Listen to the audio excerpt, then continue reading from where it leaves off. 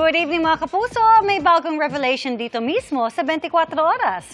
Isang international singing competition ang i-unveil dito sa Kapuso Network, ang The Veiled Musician. At may guest judge pang isang K-pop star. Yan ang chika ni Aubrey Carampel.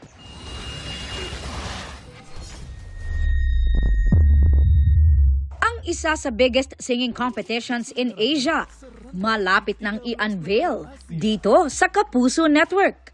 Ang The Veiled Musician Philippines. Isa itong sikat na blind audition show na napapanood sa SBS sa South Korea. Hindi ipinapakita ang mukha ng singer, kaya ang mga hurado binabase ang kanilang score sa napapakinggan na boses ng kumakanta.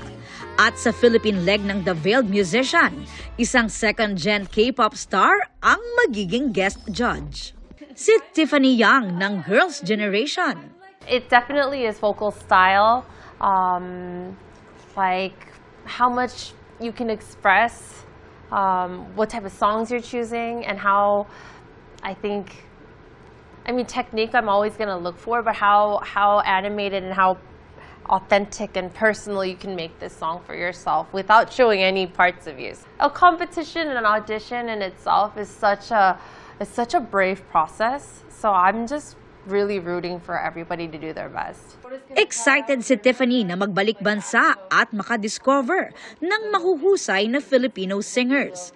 Isang Pinoy singer nga raw ang kanyang idolo. World famous and one of my favorite vocalists of all time is Lea Salonga. So I'm really, really excited. I am so honored to be here. I hope this becomes the Asian Games for vocalists.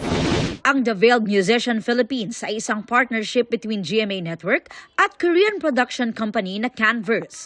Sa contract signing ng partnership, present sina GMA Network Entertainment Group Officer in Charge and Vice President for Drama, Cheryl Ching-si, at Canverse CEO Song Min-kyu.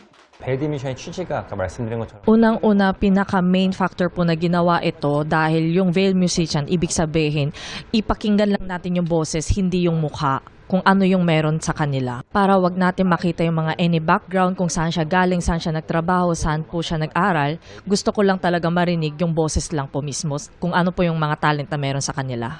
Nasa bansa rin ang producer-director ng The Veiled Musician na si PD Lee Hong-hee. Mula sa Pilipinas, kukuha ng top 3 na lalaban sa The Veiled Cup Final sa South Korea, kung saan makakalaban ang contestants mula sa iba't ibang bansa sa Asia. 다녔던 나라들은 Nakapunta na kami sa Indonesia, Mongol, and Laos, and the Philippines is the fourth country at meron pang iba. Pero nung dumadalaw kami lahat ng iba't ibang bansa, sobrang na-surprise kami kasi ang daming magagaling na mga vocalist pala.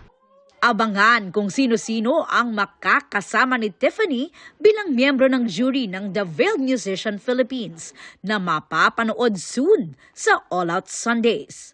Aubrey Carampel, updated sa Showbiz Happenings.